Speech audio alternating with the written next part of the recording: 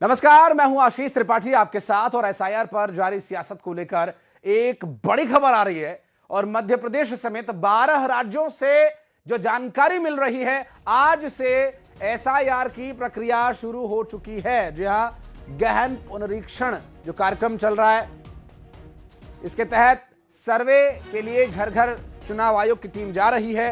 मतदाताओं की जानकारी के लिए बूथ लेवल ऑफिसर्स यानी बीएलओ फॉर्म के साथ घर पहुंच रहे। फॉर्म के जरिए मतदाताओं की पूरी जानकारी ली जा रही है। मतदाताओं को फॉर्म में पूरी जानकारी भर करके 3 से 4 दिन के भीतर जमा करना भी होगा, जिसके बाद वोटर लिस्ट में सुधार किया जाएगा। नए मतदाताओं के नाम अलग से जोड़े जाएंगे। आपको बता दें कि देश भर में 21 साल बाद एसआईआर की प्रक्रिया शुरू हुई है।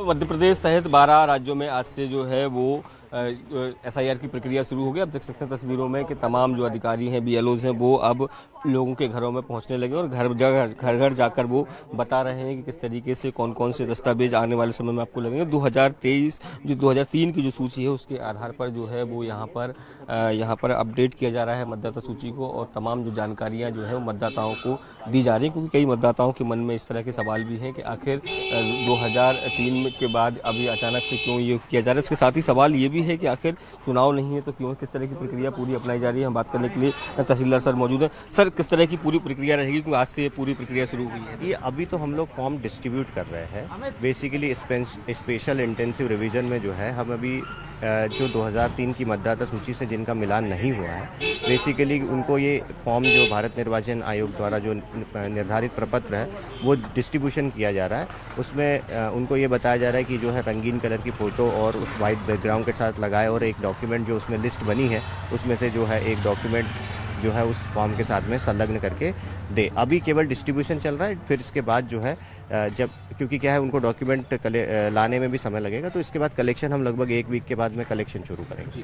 तो आप देख सकते हैं कि अभी कलेक्शन जो है वो शुरू किया जाएगा। आपको प्रपत्र भी हम दिखाते हैं कि तमाम जो बीएलओज यहाँ पहुंचे हुए हैं सबके हाथ में पत्रक है। मैम, आप सुबह से 3-4 घरों में होकर आए हैं, क्या लोगों की प्रतिक्रिया क्या हो रही है, क्या कह रहे हैं? प्रतिक्रिया ये है, अभी तो जितने घर गए हैं वो उनका 2003 में भी नाम है, तो सभी समझ रहे हैं। जैसे हम समझा रहे हैं उनको कि आपको एक कलर फोटो लगवाना है और इसकी जानकारी भरनी है, तो सभी इससे जागरूक हैं। उनका भी कहना है कि अपनी जो शुद्धिकरण होना चाहिए, सभी वोटर आईडी जो है 2-2 जगह 3-3 जगह जो हो रहा है वो सभी चीज़ें शुद्धिकरण होना चाहिए। सबका यही रहा है। सर, आप लोग भी यहाँ पहुँच रहे हैं, एक सवाल तो ये होता होगा कि भाई अभी तो कोई चुनाव भी नहीं है, अचानक से मतदाता सूची अपडेट क्यों होने लगी?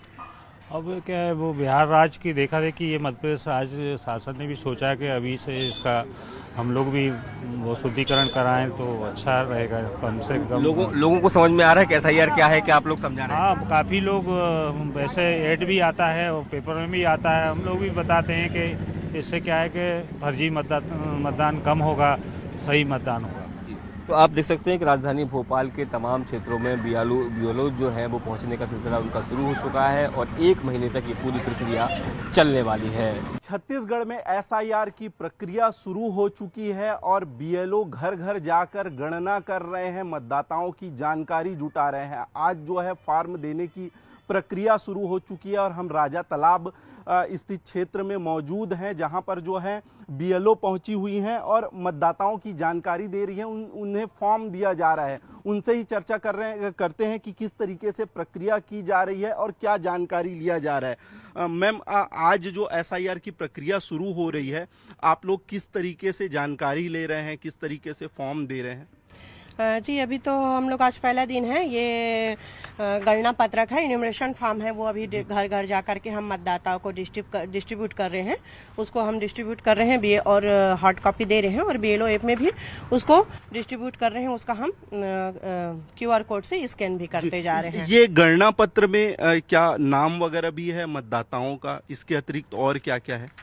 जी, ये गणना पत्र में जो है मतदाता सूची के मतदाता का नाम ऊपर में है, जिस प्रकार से आप देख सकते हैं, और ये उसमें डिटेल लिखा हुआ है और बाकी आधार डिटेल इसमें लिखने के लिए है जी। और ये QR किस लिए दिया गया है? ये QR कोड हमारे बीएलओ ऐप से हम उसको स्कैन कर रहे हैं कि हमने मतदाता को डिस्ट्रीब्यूट कर दिया है। तो हम दर्शकों को दिखाना चाहते हैं कि ये फॉर्म जो है वो दिया जा रहा है मतदाताओं को, जिसमें उनका फोटो है और QR है जिसमें जानकारी निकल जाती है और सारी जानकारी इसमें उसमें भरकर जो है वो मतदाताओं को देना पड़ेगा। इसको बीएलओ लेने आएंगे। फिलहाल अभी फॉर्म दिया जा रहा है। अब जैसे कि मतदाताओं को अभी आप फॉर्म दे रहे हैं, जिन मतदाताओं की जानकारी आपके पास अभी नहीं है, आपको पता चल रहा है घर में आने के बाद, तो उस कंडीशन में क्या किया जाएगा? जी, हमारे क्षेत्र में तो सभी मतदाताओं का घर इस घर के सभी मतदाताओं का नाम है। सपोज घर में किसी के 18 साल के हो गए हैं तो उनका अगर नाम नहीं है तो हम उनका भी फॉर्म 6 भर के कलेक्ट करेंगे अभी जब लेने आएंगे तो। जी बिल्कुल, ये हार्ड कॉपी है। इसके अलावा क्या ऑनलाइन भी मतदाता फॉर्म भर सकते हैं कि इस फॉर्म को भरना अनिवार्य है? नहीं, इसी फॉर्म को भरना अनिवार्य है क्योंकि ये फॉर्म बीएलओ के माध्यम से ही और इसमें घर घर जाकर के इसको वेरिफिकेशन करने के लिए ही दिया जा रहा है। जी बिल्कुल, ये फॉर्म भरने के बाद आप लेने के लिए, कलेक्ट करने के लिए कब आएंगे? जी, हम लोग इसको अभी कलेक्ट करने के लिए भी आएंगे। ऊपर से अभी हमको फॉर्म डिस्ट्रीब्यूट करने का निर्देश है, उसके बाद हमको फॉर्म कलेक्ट करने का भी निर्देश है, जिसको भी जब हम कलेक्ट करेंगे तो उसको भी हम हमारे बीएलओ ऐप से ही उसको करेंगे कि हमने उनसे फॉर्म कलेक्ट कर लिया है। अगर कलेक्ट करने के दौरान, इस फॉर्म भरने के दौरान किसी तरीके से त्रुटि हो जाती है तो उसके सुधार को लेके भी गुंजाइश है?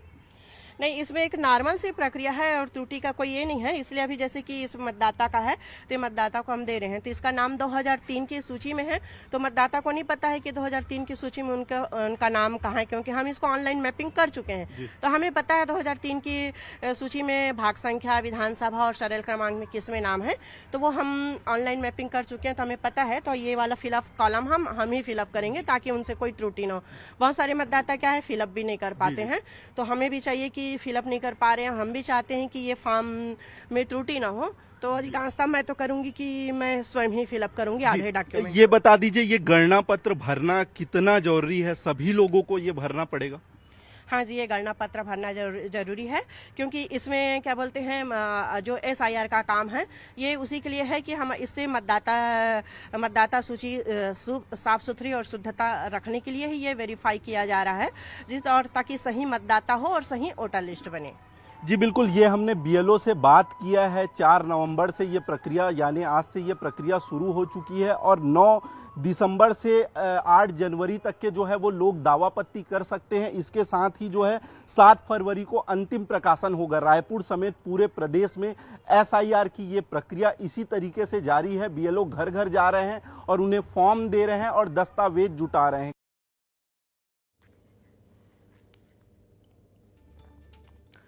एक तरफ राज्य में चुनाव आयोग की तरफ से एसआईआर प्रक्रिया की शुरुआत हो चुकी है, तो वहीं दूसरी तरफ मामले पर सियासत में फिर से उबाल देखने को मिल रहा है। कांग्रेस ने जहां इस मामले में जल्दबाजी के साथ प्रक्रिया करने का आरोप लगाया, कहना है कि ये प्रयास वन नेशन वन इलेक्शन की तरफ जा रहे हैं या वोटर लिस्ट के पुराने घोटाले साफ करने के लिए जा रहे हैं। कांग्रेस ने चुनाव आयोग पर भी सवाल उठाए हैं, तो वहीं बीजेपी ने कहा कि नियम के तहत प्रक्रिया पूरी की जा रही है और कांग्रेस की आदत है संवैधानिक संस्थाओं पर सवाल उठाने की। और इस तरह इस पूरे मामले पर जो सियासत है वो इस वक्त सोने के भाव की तरह तेजी से आगे बढ़ रही है। की जा रही है चुनाव आयोग द्वारा। चुनाव आयोग खुद अपनी व्यवस्थाओं, जो पहले थी व्यवस्था पुनरीक्षण की, उसको बदल के एसआईआर में उन्होंने बदलाव किया। तो क्या भारतीय जनता पार्टी, इसके पीछे का एजेंडा क्या है? ऐसा तो नहीं कि 12 राज्यों में आप अचानक करा रहे हो तो वन नेशन वन इलेक्शन की तरफ जाना चाहते हो, ये तो नहीं पीछे।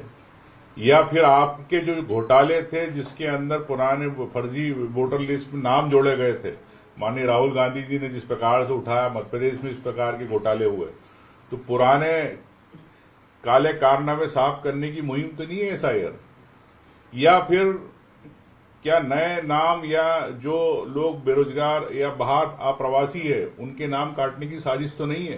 तो मैं समझता हूं कि इन्हीं 3 बिंदुओं पर मुझे लगता है कि भारतीय जनता पार्टी की रणनीति है, कठपुतली के रूप में काम कर रही है चुनाव आयोग। लेकिन मैं समझता हूं कि आने वाले 2-3 दिन में आपको स्थिति क्लियर होगी। देखिए, मूल रूप से कांग्रेस की हमेशा से सोच संविधान विरोधी रही है। संविधान का आर्टिकल 324 कंप्लीटली एम्पावर्ड करता है देश के चुनाव आयोग को कि वो एसआईआर समय समय पर कहें। मतदाता सूचियों का शुद्धिकरण एक संवैधानिक प्रक्रिया है जिसको चुनाव आयोग इसलिए करता है कि एक पारदर्शी और निष्पक्ष प्रणाली के माध्यम से चुनाव संपन्न कराया जा सके। लेकिन कांग्रेस जब से चुनाव हारने लगी है तब से ना उसे इस देश के लोकतंत्र में विश्वास है, ना इस देश की संवैधानिक संस्थाओं में विश्वास है। आज आवश्यक रूप से इस देश के स्वस्थ और सशक्त लोकतंत्र के लिए इस प्रकार की प्रक्रियाएं जो संवैधानिक रूप से जिनकी मान्यता है उन प्रक्रियाओं का पालन सभी राजनीतिक दलों को करना चाहिए। कांग्रेस की मूल रूप से तैयारी नहीं है। चुनाव आयोग की तो बहुत अच्छी तैयारी हो चुकी है। मध्य प्रदेश में 8.5 करोड़ से अधिक जो जनसंख्या है उसमें लगभग 5 करोड़ 60 लाख से अधिक जो मतदाता हैं उन पे घर दर तक पहुंचने के लिए मतदाता सूची का पुनरीक्षण का काम बीएलओज के माध्यम से संपन्न कराने के लिए और राजनीतिक दलों की जो बीएलएज हैं उनके माध्यम से संपन्न कराने के लिए चुनाव आयोग की विधिवत तैयारियां पूरी हो चुकी हैं। आज ही भारतीय जनता पार्टी के प्रदेश कार्यालय में हमारी एक प्रादेशिक कार्यशाला के माध्यम से भी हमारे सारे जिले स्तर के कार्यकर्ताओं को इस बात के लिए ट्रेन किया जा रहा है कि किस प्रकार से चुनाव आयोग की मदद करनी है और अपनी अद्यतन मतदाता सूची के माध्यम से सशक्त और पारदर्शी लोकतंत्र बनाना है। और अजय भाई धवले हमारे साथ बीजेपी से जुड़ गए हैं और राहुल राज साहब हमारे साथ कांग्रेस पार्टी का पक्ष रखने के लिए जुड़ गए। आप दोनों का बहुत बहुत स्वागत है। अजय भाई, अभी मैं सुन रहा था आपने जो न्यूज़ 18 से बातचीत की उसमें जो बातें आपने कही, बीजेपी तैयार है, सब तैयारियां हो गई हैं। पॉलिटिकल पार्टीज को क्या तैयारी करनी है? क्या ये बात कांग्रेस पार्टी को नहीं बताई गई या एसआईआर को लेकर के कांग्रेस पार्टी की क्या तैयारी है? मैं एक बार राहुल भाई से रिएक्शन ले लूं, फिर मैं आपके पास आता हूं। जो आरोप कांग्रेस के उसका जवाब लेंगे। राहुल भाई, ये तैयारी की बात जो कर रहे हैं अजय जी कि पार्टियों की तैयारी ठीक है, ट्रेनिंग दे रहे हैं, ये सब कांग्रेस में भी हो रहा है क्या? नहीं, बिल्कुल हो रहा है। इसी कांग्रेस की भी एसआईआर कमेटी बन चुकी है। कांग्रेस की जिला प्रभारी जो ट्रेनिंग के होंगे बीएलओ की और सारे मतदाताओं के जो हमारा बूथ लेवल ट्रेनिंग है उसकी सूची तैयार हो चुकी है, लोगों को बता दिया गया है। अभी पचमढ़ी में जो हमारा शिविर चल रहा है उसमें अलग से जो सत्र है जिला अध्यक्षों के लिए वो एसआईआर का रखा गया है। हमारे लगभग 100 विधानसभाओं के बीएलए की सूची जो है वो आज सबमिट हो जाएगी। उसके बाद शेष बचे बीएलए की जो सूची है वो 3-4 दिन में चुनाव आयोग को सबमिट कर दी जाएगी। तो पार्टी स्तर पे जो तैयारी होनी चाहिए चुनाव आयोग के बीएलए के लिए वो हमारी चल रही है। अब इसमें कुछ जो वाजिब सवाल है जो आपने कहा कि भाई राजनीति के नहीं है। विषय ये है कि जो चुनाव आयोग ने एसआईआर बिहार में कराया था और उसमें जो सवालिया प्रश्न उठे थे उसका जवाब आज दिनांक तक नहीं मिला। आऊंगा मैं राहुल भाई, मैं चाहता हूं कि इस बात पर और अच्छे से विस्तार पूर्वक बात हो। आप जो प्रश्न उठा रहे हैं मैं उस पर भी आऊंगा। एक रिएक्शन अजय जी का ले लेते हैं इस पर। अजय जी, बहुत सारे आरोप जो लगे अभी या राजनीति का विषय, जैसा कि राहुल भाई ने कहा कि ठीक है इस पर राजनीति करने की जरूरत नहीं, जो विषय है वो अभी उनसे सवाल हम लेंगे। लेकिन बीजेपी की तैयारियों की आपने बात की, फिर अभी हम सुन रहे थे नेता प्रतिपक्ष, उपनेता प्रतिपक्ष, उन सबकी हमने बाइट्स सुने, सबकी हमने बयान सुने। सब ये कह रहे हैं कि ये कोई घोटाला घपला है, वोटर लिस्ट का जो छिपाने की या तो कोशिश हो रही है या फिर अप्रवासियों के साथ अन्याय करने का कोई प्रयास है। ऐसी कोई साजिश एसआईआर के पीछे अंजाम दी जा रही है? देखिए, मूल रूप से इसमें कांग्रेस की एक तो हम संवैधानिक समझ की बात कर ले, दूसरे एक राजनीतिक मान्यता प्राप्त राजनीतिक दल होने की कितनी कमतर समझ है ये भी समझ में आती है। मूल रूप से जब कोई राजनीतिक दल चुनाव लड़ता है या मध्य प्रदेश में उसे निर्वाचन आयोग ने मान्यता दी है, उस चुनाव आयोग को प्रत्येक निर्वाचन के पहले अपने बूथ लेवल के एजेंट की नियुक्ति करनी होती है। इन बूथ लेवल एजेंटों के माध्यम से मतदाता सूची का चाहे ड्राफ्ट मतदाता सूची हो या फाइनल अंतिम वोटर लिस्ट हो वो उसके पास आती है। आपको ऑब्जेक्शन के लिए भी पर्याप्त समय मिलता है। मध्य प्रदेश में हाल ही में हमारे विधानसभा के चुनाव संपन्न हुए और लोकसभा के चुनाव संपन्न हुए। भारतीय जनता पार्टी के मध्य प्रदेश में लगभग 65,000 से अधिक बूथ के जो बूथ लेवल एजेंट है ये सक्रिय हैं और ये समय समय पर चुनाव आयोग की जो मतदाता सूचियां प्राप्त होती है, मतदाता सूचियों में सुझाव देने का काम रहे या दावे आपत्तियां देने का काम करते हैं। कांग्रेस क्या करती है इस बात से हमारा कोई बहुत ज़्यादा वो वास्ता नहीं है, लेकिन किसी भी राजनीतिक दल को इतनी तैयारियां चुनाव लड़ने के लिए बहुत आवश्यक होती है। अब विषय आ जाता है कि भारतीय जनता पार्टी की तैयारियों की, जिन तैयारियों की मैंने बात की थी वो मूल रूप से यही है कि हमारे जो बूथ लेवल के एजेंट हैं, हमारे जो जिले की हमारी जिला कार्यकारिणी है, हमारी जो एसआईआर को लेकर हमारी टीमें गठित हो रही है, उन टीमों का भी यही काम होगा, उन टोलियों का भी यही काम होगा कि उनके यहाँ जब चुनाव आयोग के बीएलओज आएंगे उन बीएलओज को किस प्रकार से हमारे जो मतदाता भाई बहन हैं उनको एनुमरेशन फॉर्म भरने में जो मदद की आवश्यकता है उस मदद के लिए उन्हें सेंसिटाइज करना, अवेयरनेस का काम करना और एसआईआर किस प्रकार से इस देश के संवैधानिक संस्था का एक संवैधानिक अधिकार है, इस बात के लिए उन्हें समझाना। क्योंकि मूल रूप से देखिए, देश के संविधान का आर्टिकल 324 कंप्लीटली एम्पावर्ड करता है देश के चुनाव आयोग को कि वो इस प्रकार की मतदाता सूचियों को अध्ययन करने की, शुद्धिकरण की प्रक्रिया बार बार करें। रिप्रेजेंटेशन ऑफ पीपल एक्ट 1950 में आया, चीजें आप जानकर हैरानी रहेगी कि 1950 में section 20 sub clause 1, section 21 sub clause 3 के माध्यम से यह व्यवस्था पहले से कर दी है कि मतदाता सूचियों में एडिशन का काम, डिलीशन का काम ये समय समय पर चलते रहेगा। इसके लिए चुनाव आयोग को व्यवस्थित रूप से तैयारी भी करनी रहेगी। लेकिन देश के संवैधानिक संस्थाओं से कांग्रेस इस प्रकार से उनकी गरिमा गिराने के लिए, और जब चुनाव हार रही है तब इस प्रकार से हतोत्साहित होकर आरोप प्रत्यारोप की राजनीति पे उतर आई है कि वो ये नहीं देख रही कि पहली बार कोई स्पेशल इंटेंसिव रिवीजन नहीं हो रहा है। इसके पूर्व भी इतिहास में कांग्रेस के शासनकाल में भी स्पेशल इंटेंसिव रिवीजन हुआ, और हर बार हमारे भारत के चुनाव आयोग ने स्पेशल इंटेंसिव रिवीजन ने मतदाता सूचियों के बार बार व्यवस्थीकरण से, शुद्धिकरण के माध्यम से एक निष्पक्ष और पारदर्शी प्रणाली से चुनावों को कंडक्ट किया है। 90 करोड़ लोगों ने आपको हमारे लोकसभा चुनाव 2024 की वजह से 90 करोड़ लोगों ने लोकतंत्र में अपने मताधिकार का प्रयोग करके एक सरकार को चुना है। तो भारत की जब स्वस्थ लोकतंत्र में एक अच्छी व्यवस्थित प्रणाली है, और अब जब बात कर लेते हैं, और मुझे लगता है अब दूसरे जब मुझे समय देंगे तो मैं व्यवस्थित रूप से जो सुप्रीम कोर्ट के सामने भी इन लोगों ने जो पिटीशन लगा, हाँ, मैं आऊंगा, मैं व्यवस्थित रूप से रखूं। मैं आऊंगा अजय जी, आऊंगा मैं, इस बात पर भी हम आगे बात करेंगे। राहुल जी हमारे साथ लगातार हैं। राहुल जी, एक तो बात यह कि चुनाव आयोग पर उठ रहे सवाल, देखिए एक स्वायत्त संस्था है, जब चुनाव के परिणाम आते हैं तो ईवीएम का विषय, और जब एसआईआर की ये कार्रवाई हो रही है तो उसमें भी कुछ कुछ सवाल कांग्रेस पार्टी के प्रवक्ता नेता अक्सर उठाते हैं। कांग्रेस पार्टी के द्वारा चुनाव आयोग के काम को लेकर के सवाल उठाए जाते हैं। क्या विश्वास नहीं रह गया है, या विश्वास है लेकिन कुछ कुछ चीजों पर विश्वास नहीं है, उसमें पारदर्शिता की कमी महसूस होती है कांग्रेस की नेताओं को, और इसी वजह से शायद एसआईआर पर बार बार सवाल उठ रहे हैं कांग्रेस की तरफ से? देखिए, मैंने जैसा पूर्व में कहा वो बात मेरी अधूरी रह गई थी। हाँ। सवाल ये है कि जो बिहार में एसआईआर हुआ, एसआईआर की जो भी इफ एंड बट्स थे, जो प्रश्न थे चुनाव आयोग से, चुनाव आयोग ने उसको एड्रेस नहीं किया। और जो राहुल गांधी जी ने पत्रकार वार्ता करके लगातार अपना मुद्दा उठाया कि भाई एक घर में 80 लोगों के नाम मिल रहे हैं, लोगों के घरों के नाम शून्य निकल रहे हैं, उस पर अगर चुनाव आयोग केवल ये कह दे कि भाई महिलाओं के प्राइवेसी के कारण हम वीडियो जारी नहीं कर सकते, और जब राज्यसभा में चुनाव होता है तो महिला हमारी सांसद वोट डाल रही, तब तो वीडियो लाइव चल रहे थे। तो चुनाव आयोग की निष्पक्षता पर प्रश्न चिन्ह है, वो यथावत है, जिसका कोई जवाब नहीं दिया है। मैं तो धवले जी से कहूंगा, चुनाव आयोग से सवाल होता है, भारतीय जनता पार्टी को जवाब देने की आवश्यकता क्या है? भाई इनको भी अगर चिंता है कि भाई वोट फर्जी जुड़ रहे हैं, तो फर्जी लोगों के नाम कटने चाहिए। दूसरा मेरा प्रश्न चिन्ह ये है, देखिए राहुल गांधी जी के सवालों का जवाब नहीं मिला, बिहार के एसआईआर का नहीं मिला। अब अपन मध्य प्रदेश की बात करें, जिसके लिए हम टीवी डिबेट कर रहे हैं। अभी आज भोपाल में जो इनके बीएलओ हैं, खबर यह कि लगभग 40% बीएलओ के पास फॉर्म नहीं है, जो गणना पत्रक की बात कर रहे हैं। दूसरा, बीएलओ की जगह इनके बीएलए ज्यादा घर घर जा रहे हैं, उसकी क्या आवश्यकता है? भाई बीएलओ के साथ राजनीतिक दल का बीएलए सहयोग के लिए जा सकता है, लेकिन वो फॉर्म लेके आगे आगे नहीं जा सकता है। ये जो कारण होते हैं ना, ये प्रश्न चिन्ह खड़ा करते हैं। दूसरा, ये जो बार बार बिहार में कहते थे कि भाई घुसपैठिए घुसाए हैं, घुसपैठिए घुसाए, तो धवले जी मुझे ये बताएं कि पूरे एसआईआर के दौरान उन्हें कितने घुसपैठिए मिले, उसका कोई आंकड़ा है? ये जो बोलते हैं वो प्रश्न चिन्ह खड़ा करता है। सवाल चुनाव आयोग से होता है, जवाब भारतीय जनता पार्टी देती, वो प्रश्न चिन्ह खड़ा करता है। मध्य प्रदेश में एसआईआर में 2003 के मतदाता सूची के आधार पर एसआईआर हो रहा है। लगभग 1,86,00,000 मतदाता जो 1987 के बाद जन्मे हैं और 2004 के बीच, उन सबके नाम दोबारा जुड़ने हैं। उन सबके नाम जुड़ने की लंबी एक्सरसाइज है। जो ग्रामीण अंचल का, हमने अभी आपकी जो ओपनिंग स्टेटमेंट आप दिखा रहे थे, वो 3 मैडम से आपके पत्रकार ने पूछा, तीनों मैडम ने कहा सभी के नाम 2003 की सूची में जुड़े। कैसे जुड़ सकते हैं? मैं 87 के बाद पैदा हुआ, मेरे साथ के जो जितने लोग हैं उनके नाम ही नहीं होंगे उसमें, और उसके बाद जितने लोग जन्मे उनके नाम भी नहीं होंगे।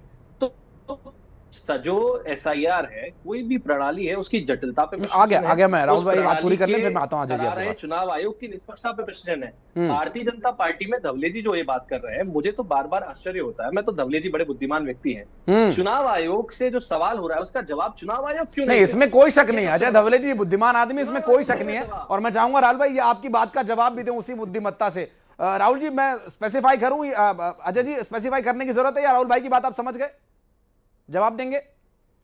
जी, देखिए मुझे लगता है राहुल जी ने जो प्रश्न पूछा, और मैं तो इनकी बुद्धिमत्ता की तारीफ करता हूं कि ये कांग्रेस में इस प्रकार के बुद्धिमान लोग होने के बाद भी राहुल गांधी जी की जैसा बिहेव क्यों कर रहे हैं। देखिए मूल रूप से बिहार इलेक्शन को लेके, बिहार के स्पेशल इंटेंसिव रिवीजन को लेके सुप्रीम कोर्ट में बंच ऑफ पिटीशन फाइल हुई। एक पिटीशन योगेंद्र यादव ने फाइल की, पीयूसीएल ने फाइल की, एडीआर ने फाइल की, ऐसे लगभग आरजेडी ने फाइल किया। ऐसे 5-6 पिटिशनों का बंच जब ऑनरेबल सुप्रीम कोर्ट के सामने सुनवाई के लिए आया था और कैटेगोरिकली सुप्रीम कोर्ट में इन लोगों ने बिहार की स्पेशल इंटेंसिव रिवीजन को स्टॉल्ड करने के लिए, मतलब रोकने के लिए इनका इंटरिम ऑर्डर की मांग की थी। सुप्रीम कोर्ट ने कैटेगोरिकली हर बार इंटरिम ऑर्डर देने से मना कर दिया और कहा कि स्पेशल इंटेंसिव रिवीजन ये कंप्लीटली प्रिरोगेटिव है, कॉन्स्टिट्यूशनल मैंडेट है इलेक्शन कमीशन ऑफ इंडिया का। हम बाध्य नहीं कर सकते इलेक्शन कमीशन ऑफ इंडिया को इस प्रोसेस को रोकने के लिए। फिर चुनाव आयोग के समक्ष इन्होंने दलीलें दी कि इस प्रकार से नामों को प्रदर्शित नहीं किया जा रहा है, यूनिलैटरली, मतलब बिना किसी को जानकारी दी उनको नामों कटाया जा रहा है। चुनाव आयोग को जिस दिन सुप्रीम कोर्ट ने कहा, डायरेक्शन दिए कि 24 आवर्स में आप लिस्ट पब्लिश कीजिए, सभी जिनके 65 लाख लोगों के जिनके नाम हटाए थे वो लिस्ट सुप्रीम कोर्ट के डायरेक्शन के बाद इलेक्शन कमीशन ऑफ इंडिया ने पब्लिश कर दी। आपको जानकर हैरानी होगी, मात्र 7,000 दावे आपत्तियां आई थी। जितने हो हल्ले के बाद भी बिहार के स्पेशल इंटेंसिव रिवीजन को लेकर जितना हो हल्ला किया था, मात्र 7,000 दावे आपत्ति आई थी। और जो फाइनल लिस्ट पब्लिश हुई थी, ये ड्राफ्ट लिस्ट की मैं बात कर रहा हूं, जब बिहार को लेकर फाइनल लिस्ट पब्लिश हुई थी तो 47 नामों को काटा गया। तो जो 47 नामों को काटा गया था ये सारी डुप्लीकेट एंट्रीज थी। अब आप प्रश्न पूछ रहे कि घुसपैठिए कितने थे, डुप्लीकेट एंट्रीज कितनी थी, कितने लोगों के मृतक हो गए थे। तो चुनाव आयोग ने जो आपत्ति करता है या जो व्यक्ति जिसका नाम कटा है उन सभी के वेयर अबाउट्स के बारे में विस्तृत जानकारी दी है। अब राजनीतिक दलों का यह काम होता है कि हम किसी भी एक गंभीर प्रक्रिया के ऊपर सिर्फ एविडेंसेस के माध्यम से ही प्रश्न चिन्ह खड़ा किया। इन्होंने कहा कि राहुल गांधी जी ने पत्रकार वार्ता के माध्यम से सवाल पूछे, चुनाव आयोग ने उसका जवाब नहीं दिया। भाई, चुनाव आयोग ने बहुत स्पष्टता के साथ में उन प्रश्नों का उत्तर दिया। इन्होंने महादेवपुरा कॉन्स्टिट्यूंसी के लिए, लोकसभा कॉन्स्टिट्यूंसी के लिए प्रश्न पूछा, उसके लेकर सुप्रीम कोर्ट में भी एक पिटीशन फाइल हुआ, पिटीशन खारिज कर दिया माननीय सर्वोच्च न्यायालय। तो जब देश का सर्वोच्च न्यायालय आपको एविडेंस मांगता है, चुनाव आयोग आपको कहता है कि राहुल गांधी जी आप देश की संसद के सम्मानीय सदस्य, आप लीडर ऑफ अपोजिशन है, ऑन एफिडेविट, ऑन ओथ आपको ये देना है कि आप ये आरोप लगा रहे हैं, आप सब्सटेंशिएट कर रहे हैं आपके आरोपों को, चुनाव आयोग उनका उत्तर दे देगा। लेकिन राहुल गांधी जी और राहुल राज जी की पार्टी ये जानती है कि यदि ऑन एफिडेविट, ऑन ओथ अगर कोई व्यक्ति कुछ बयान दे रहा है तो निश्चित रूप से यदि वो झूठा निकला तो उसके ऊपर कानूनी कार्रवाई होगी। मूल रूप से देश की संवैधानिक संस्थाओं पे बार बार प्रश्न चिन्ह खड़ा करना और सिर्फ अपनी ओछी राजनीति के लिए आप चुनाव नहीं जीत सकते, इसलिए चुनाव नहीं, कार्रवाई की बात आ जाए जो आप कह रहे हैं वो तो देखिए पॉलिटिकल बयानबाजी में एक थोड़ा सा एक इलास्टिसिटी रहती है, थोड़ा सा उसे कि मेरी बात को तोड़ मरोड़ कर पेश किया गया, क्या बताऊंगा जी, थोड़ा जल्दी राहुल जी से भी एक रिएक्शन लेना है। एक इंटरेस्टिंग फैक्ट और आपको बताऊंगा जी जल्दी से बताइए। अब तक के 41 से अधिक बार सर्वोच्च न्यायालय या उच्च न्यायालय में देश के मामला गया है ईवीएम की सैंक्टिटी को लेके। सारे बार ये जो लोग ईवीएम की सैंक्टिटी को लेके गए वो धाराशायी हुए। अब इन्होंने नया नैरेटिव ला लिया कि ये एसआईआर की जो प्रक्रिया है ये इसमें कहीं ना कहीं सबोटाज की प्रक्रिया है। तो मूल रूप से आपको अपने मतदाता को स्पष्टता के साथ में ये बताना है और मतदाता को समझाना है कि एसआईआर देश के संवैधानिक व्यवस्था के तहत की जाने वाली प्रक्रिया है, इसमें किसी भी प्रकार का लूपहोल नहीं है। आपका काम है एक जिम्मेदार राजनीतिक दल होने के नाते कि इस देश की संवैधानिक संस्थाओं की व्यवस्था में, उसकी प्रक्रियाओं में आपको सहयोग करना है। ठीक है। राहुल जी ने शुरू में एक जिक्र किया था कि बीएलए ज्यादा एक्टिव नजर आ रहे हैं, अति उत्साही नजर आ रहे हैं। राहुल जी, क्या कांग्रेस पार्टी के बीएलए में भी ये उत्साह दिखना चाहिए जिसकी वजह से वो पारदर्शिता की कम से कम स्थिति बने, जिस गड़बड़ी का बार बार जिक्र हो रहा है, ताकि कोई अधिकारी, कोई और दूसरी पार्टी का बीएलए कोई गड़बड़ ना कर सके? क्या कांग्रेस पार्टी की तरफ से भी ये एक्टिवनेस देखने को मिलेगी? समय थोड़ा कम है राहुल भाई, थोड़ा शॉर्ट में बताइएगा। नहीं, निश्चय मैंने आपसे कहा ना कि बीएलओ की सूची जमा हो रही है और हमारी ट्रेनिंग प्रोग्राम्स निरंतर चल रहे हैं। उसके बाद बीएलए जहां बीएलओ जाएगा उसको पैनी नजर रहने। कांग्रेस पार्टी अपनी पूरी नजर इस एसआईआर पर रखी हुई है। मैंने तो तथ्यात्मक ढंग से जो सवाल पूछे थे, भाई देखिए सीधी सी बात है, जहां तक महादेवपुरा का प्रश्न है वहां पर एसआईटी अपनी जांच कर रही है और दूध का दूध पानी का पानी वो भी हो जाएगा, जो कमलेश जी बार बार कह रहे हैं। प्रश्न चिन्ह भारतीय जनता पार्टी की मंशा पे, प्रश्न चिन्ह चुनाव आयोग की निष्पक्षता पे है और वो यथावत बना हुआ है, उसका कोई जवाब। देखिए इधर उधर बातें करने से फर्क नहीं पड़ता, बात ये पड़ती है कि चुनाव आयोग से जब ये पूछा जाता है और सुप्रीम कोर्ट जाना पड़ता है ये बोलने के लिए 65 लाख मतदाताओं के नाम काटे उसको सार्वजनिक करो। आप चुनाव लड़ते हो और मुद्दा बनाते हो कि साहब घुसपैठिए घुसा हो, जब पूछ रहे हैं कि डेटा क्या है तो डेटा नहीं है। ये है बात। नहीं, मैं एक छोटी सी बात और, देखिए फिजिकल वेरिफिकेशन जो हो रहा है स्पेशली उसमें अगर बीएलए एक्टिव हैं तो वो जो आप कह रहे हैं कि चुनाव आयोग की मंशा है, कम से कम वो तो एक्सपोज हो जाएगी। तो क्या आप ये मानते हैं, बीजेपी को चलो हम थोड़ी देर के लिए साइड में कर देते हैं कि बीजेपी पॉलिटिकल पार्टी है, उनके बयानबाजी ठीक है, उनके प्रवक्ता देते हैं बयान अलग अलग तरह के, लेकिन क्या कांग्रेस पार्टी इस बात से संतुष्ट हो पाएगी कि वो अपने बीएलए को चुनाव आयोग के अधिकारियों के साथ, बीएलओ के साथ भेजे ताकि पारदर्शिता बनी रहे और अगर वहां सब कुछ ठीक पाया जाता है तब कम से कम ये एसआईआर स्वीकार किया जाए? सहर्ष? निश्चय ही कांग्रेस के बीएलए वहां जाएंगे। दूसरी बात, मैंने जो अति सक्रियता की बात कही, भाई फॉर्म लेकर जाना बीएलओ का काम है। बीएलओ का काम अगर भारतीय जनता पार्टी का कार्यकर्ता कर रहा है तो प्रश्न चिन्ह लगता है ना। ये तो भोपाल में भी हो रहा है, आज चालू हुआ है। देखने में जो आया वो मैं आपको बता रहा हूं। तो जो सवाल है वो यथावत है, इनको चुनाव आयोग का सहयोग करना है, ना कि चुनाव आयोग की तरह आगे आगे दौड़ना है। हाँ। तो काम करने दो ना बीएलओ। ठीक है, वही ग्राउंड पर उसे पारदर्शी तरीके से देखना और उसी पर नजर बनाए रखना और इस प्रक्रिया को ठीक तरीके से संपन्न कराना दोनों ही पार्टियों की जिम्मेदारी है। यह सामाजिक सरोकार है, लेकिन उसमें कितनी गड़बड़ी है, कहां सही है, कहां गलत है, ये तो आगे आने वाले वक्त में, क्योंकि अभी तो ये प्रक्रिया शुरू हुई है राहुल जी, अजय जी, और आगे ये किस तरह से परवान चढ़ती है, किस तरह से काम करती है, किस तरह से हितकारी होगी लोकतंत्र के लिए, इस पर भी हम चर्चा करने के लिए एक बार फिर समय निकालेंगे। आज बातचीत करने के लिए आप दोनों का बहुत बहुत शुक्रिया और इस विषय पर बातचीत करने के लिए बहुत बहुत धन्यवाद।